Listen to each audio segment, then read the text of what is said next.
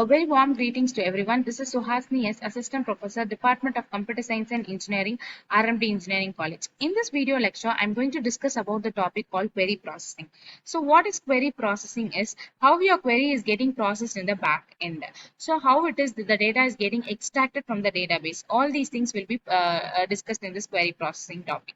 The steps involved in the query processing are the three major steps, which is parsing and translation, optimization, and evaluation. So parsing and translation, this is an architecture of how the query processing is done. So first, initially I am writing a query that is given to the parser and the translator. It will get translated. The SQL query is getting translated. It checks, the parser will check all the syntaxes and the translator will be translating the SQL query into the relational algebra query. So now from the translator, the output will be going to the relational algebra expression. From that relational algebra expression, it is getting it will go to the optimizer. So the optimizer will check which is the optimize. We'll get different kinds of relational algebra expression.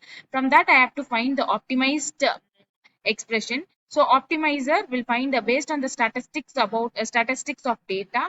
I'll find the best one, and from that I'll be planning the execution plan of my query, and I'll be giving that to the evaluation engine. The evaluation engine only will access our original database, and it will get the data, and the final query output will be sent. So this is how the query processing will be done.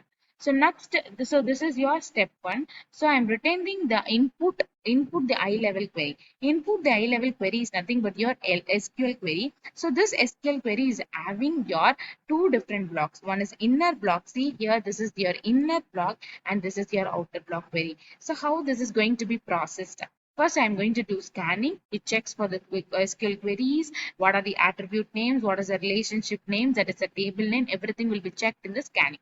The parsing, it checks for the syntax of the query only. In validating, it will check whether the attributes names, relation names are valid, and semantically it is giving some meaningful schema or not. All these things will be checked. Now your third step will be the parse okay, query into the parsed query will be converted into the relational algebra. So now I've initially we have seen the inner block of SQL query, no? So this is the inner block of the relational algebra syntax and the outer block of the relational algebra. So now moving on to the query optimizer, it will check for the possible execution strategies and it will execute the query optimization. Next, execution plan. What based on the strategy you have to plan some execute query plan, and then you have to do, and finally you have to run the database processor for getting the query output. So this is how the query processing will be done. So this is an overall steps of query processing. So giving the high level language which does the scanning, parsing and validating an immediate form of query. Then it is so that is the immediate form of query is nothing but your relational algebra format that is given to the query optimizer, and it is given based on the query optimizer, it will get to the possible strategies. From that you will create the execution plan, then you will execute the code, then finally it is given to the runtime database processor, which results in the output of the query. So this is how it will be executed. So parsing and translation, as I said, it is an internal form. It is translated into the relational algebra. Evaluation engine, which evaluate the execution plan of the query to find the query output. So optimization will find the best possible way to find the execution plan. So for example, balance of 2050 balance of account is equivalent to the balance 2050 of account.